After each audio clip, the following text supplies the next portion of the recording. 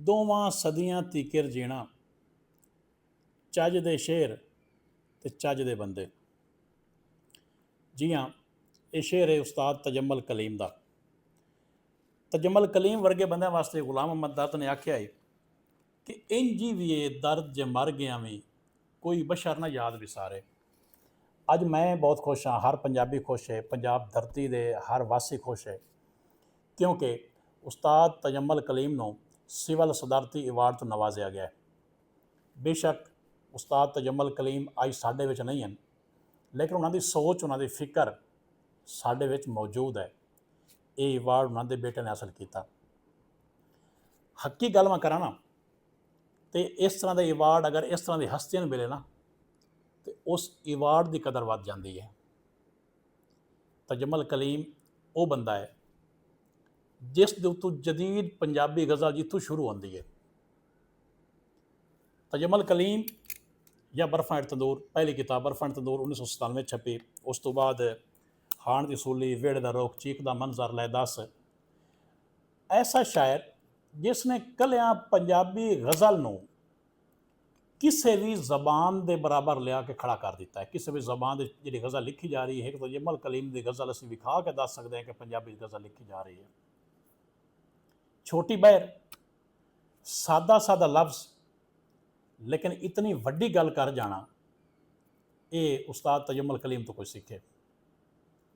ਅੱਜ ਉਹਨਾਂ ਦੀ ਸੋਚ ਉਹਨਾਂ ਦੇ ਸ਼ਾਗਿਰਦਾਂ ਦੀ ਸੂਰਤ ਦੇ ਵਿੱਚ ਪੰਜਾਬ ਵਿੱਚ ਮੌਜੂਦ ਹੈ, ਔਰ ਹੁਣ ਮਰਦੀ ਨਹੀਂ ਹੈ। ਮੈਂ ਕੁਝ ਸ਼ੇਰ ਤੁਹਾਡੇ ਸਾਹਮਣੇ ਰੱਖਣਾ, ਤੇ ਉਸ ਤੋਂ ਬਾਅਦ ਫੈਸਲਾ ਤੁਸੀਂ ਆਪ ਕਰ ਲਓ ਕਿ ਕੀ ਇਹ ਅਵਾਰਡ ਦੇ ਹੱਕਦਾਰ ਵਾਕਈ ਉਹ ਹਨ ਜਾਂ ਐਵੇਂ ਸਾਬਕਾ ਲਾ ਕੇ ਨੇ।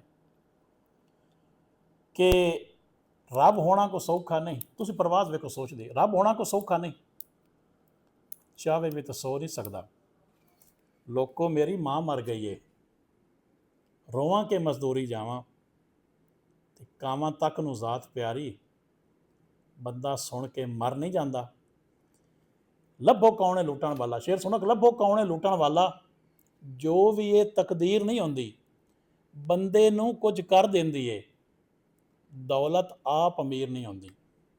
ਇਸ ਤਰ੍ਹਾਂ ਦੇ ਕਈ ਸ਼ੇਰਾਂ ਦੇ ਖਾਲਕ ਨੇ। ਲੰਬੀ ਲਾਈਨ ਹੈ, ਲੰਬੀ ਫਹਿਰਿਸਤ ਹੈ, ਜਿਹੜੇ ਅਸਲ ਅਗਰ ਮੈਂ ਆਪਣੇ ਵੀ ਪਸੰਦੀਦਾ ਸ਼ੇਰ ਤਜਮਲ ਕਲੀਮ ਦੀ ਸ਼ਾਇਰੀ 'ਚੋਂ ਕੱਢਾਂ, ਲੇਕਿਨ ਇੱਕ ਗਜ਼ਲ ਜਿਹੜੀ ਸਭ ਤੋਂ ਪਹਿਲੇ ਤਜਮਲ ਕਲੀਮ ਦੀ ਸ਼ਾਇਰੀ 'ਚ ਮੈਨੂੰ ਯਾਦ ਹੋਈ, ਉਹ ਮਸ਼ਹੂਰ ਵੀ ਬਹੁਤ ਹੈ ਕਿ ਅੱਖ ਖੋਲ੍ਹੀ ਦੇ ਦੁੱਖਾਂ ਦੇ ਜਾਲ ਵੇਖੇ, ਉਹ ਵੀ ਹੰਢਦੇ ਜਿੰਦੜੀ ਨਾਲ ਵੇਖੇ।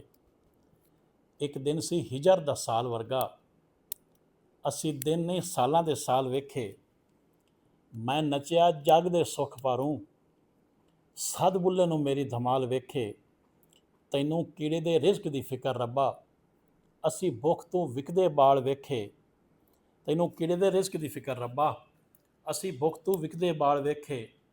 ਅਸੀਂ ਵੇਖਿਆ ਲਹੂ ਦਾ ਰੰਗ ਚਿੱਟਾ, ਅਸੀਂ ਫੁੱਲ ਕਪਾਵਾਂ ਦੇ ਲਾਲ ਵੇਖੇ। ਇਸ ਝੱਲੇ ਕਲੀਮ ਨੂੰ ਸਮਝਾ ਦਿਲਾ, ਇਹਨੂੰ ਆਖਸੂ ਵੇਲੇ ਦੀ ਚਾਲ ਵੇਖੇ। ਮੈਂ ਪੰਜਾਬ ਧਰਤੀ ਨੂੰ, ਪੰਜਾਬ ਧਰਤੀ ਵਾਸੀਆਂ ਨੂੰ, ਜਿਹੜੇ ਪੰਜਾਬੀ ਹਨ, ਜਿਹੜੇ ਤਜਮਲ ਕਲੀਮ ਨੂੰ ਜਾਣਦੇ ਨੇ, ਜਿਹੜੇ ਨਹੀਂ ਜਾਣਦੇ, ਸਾਰਿਆਂ ਨੂੰ ਮੁਬਾਰਕਬਾਦ ਦਿੰਦਾ ਕਿ ਅਵਾਰਡ ਬੜੇ ਵਰਤਾਏ ਗਏ ਨੇ, ਬੜੇ ਵਰਤਾਏ ਜਾਂਦੇ ਨੇ, ਬੜੇ ਵਰਤਾਏ ਜਾਂਦੇ ਰਹਿਣੇ ਨੇ, ਲੇਕਿਨ ਜਦੋਂ ਅਸਲ ਹੱਕ, ਅਸਲ ਹੱਕਦਾਰ ਤੱਕ ਪਹੁੰਚ ਜਾਵੇ, ਉਦੋਂ ਵਾਕਈ ਖੁਸ਼ੀ ਹੁੰਦੀ ਹੈ ਕਿ ਇਹ ਅਵਾਰਡ ਵਾਕਈ ਤਜਮਲ ਕਲੀਮ ਇਸ ਤੋਂ ਵੀ ਸ਼ਾਇਦ ਜਿਹੜਾ ਅਸਲ ਅਵਾਰਡ ਹੈ ਉਹ ਆਵਾਮ ਦਾ ਅਵਾਰਡ ਹੈ। ਜਿਹੜਾ ਤਜਮਲ ਇਹ ਪਹਿਲੇ ਵਸੂਲ ਕਰ ਚੁੱਕਿਆ ਹੈ, ਉਹਦੀ ਆਪਣੀ ਸੋਚ ਇਸ ਤਰ੍ਹਾਂ ਦੀ ਹੈ, ਉਹਦੀ ਫਿਕਰ ਇਸ ਤਰ੍ਹਾਂ ਦੀ ਹੈ, ਕੋਈ ਕਦੀ ਮਰ ਸਕਦੀ ਨਹੀਂ ਹੈ। ਜੇ ਇਹ ਦੁਨੀਆ ਦੇ ਵਿੱਚ ਕੁਝ ਕੀਤਾ ਹੋਵੇ, ਇਸ ਦਾ ਮਤਲਬ ਇਹ ਹੋਏ ਕਿ ਚੱਜ ਦੇ ਸ਼ੇਰ, ਕਿ ਦੋਵਾਂ ਸਦੀਆਂ ਤੀਕਰ ਦੇ ਜੀਣਾ, ਚੱਜ ਦੇ ਸ਼ੇਰ ਤੇ ਚੱਜ ਦੇ ਬੰਦੇ। ਵੀਡੀਓ ਚੰਗੀ ਲੱਗੇ ਤੇ ਇਸ ਨੂੰ ਲਾਈਕ, ਫੋਲੋ, ਸ਼ੇਅਰ ਕਰ ਦਿਓ। ਸਾਰੇ ਸੱਜਣਾਂ ਨੂੰ ਭਲਾ, ਸਾਰੇ ਪੰਜਾਬੀਆਂ ਨੂੰ ਮੁਬਾਰਕਬਾਦ ਜੀ।